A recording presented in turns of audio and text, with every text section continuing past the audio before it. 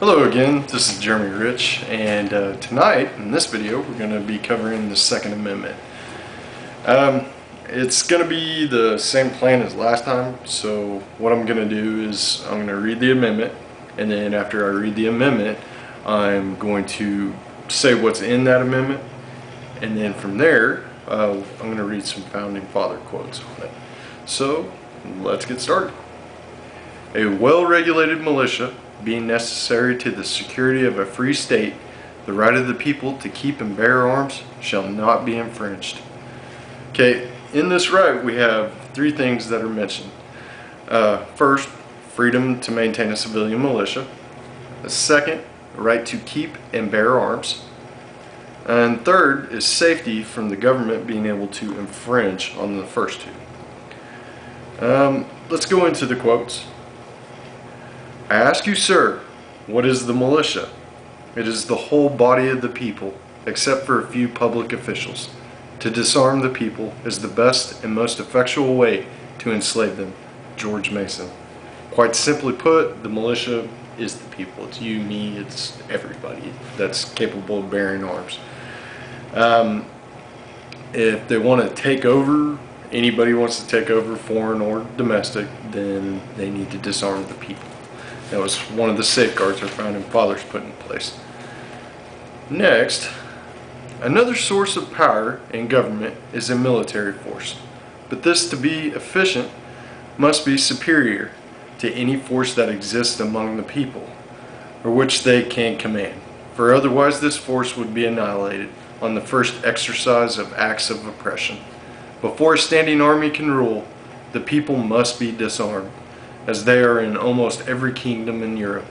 The supreme power in America cannot enforce unjust laws by the sword, because the whole body of the people are armed and constitute a force superior to any band of regular troops that can be on any pretense raised in the United States.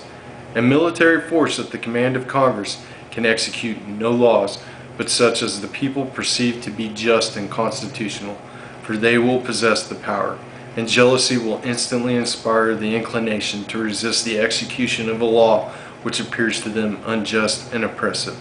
Noah Webster. This one, once again, the people are the militia and the ultimate check and balance for both federal and state governments. The great object is that every man be armed. Everyone who is able may have a gun. Patrick Henry. That one's pretty self-explanatory. The right of a citizen to keep and bear arms has justly been considered the palladium of the liberties of the Republic, since it offers a strong moral check against the usurpation and arbitrary power of rulers, and will generally, even if these are successful in the first instance, enable the people to resist and triumph over them. Joseph Story.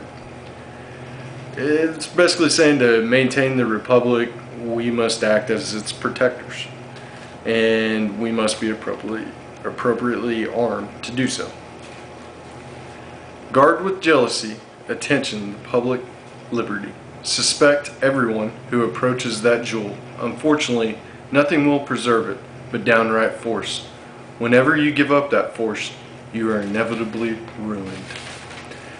Once again, it's our job to maintain the Republic. It's our job. And it's our job to keep an eye on the people we put in charge of that Republic. We have to safeguard it. It falls on us, not them. The ultimate authority resides in the people alone. James Madison.